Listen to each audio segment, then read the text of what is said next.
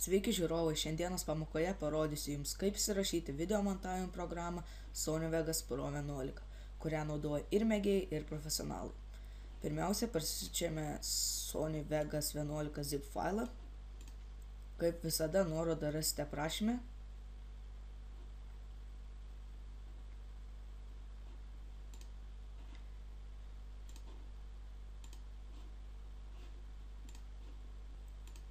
Ant parsiųsto failo spaudžiame dešinį pelės klavišą ir Extract Files.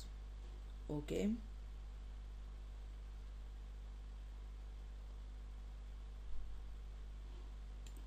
Štai atidarome, paleidžiame instaliaciją, pasirenkame kalbą.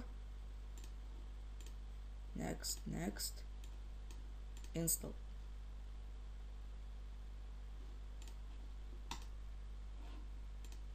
Finish.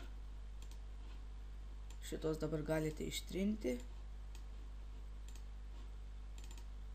Paleidžiame. Na ir viskas. Ačiū už dėmesį.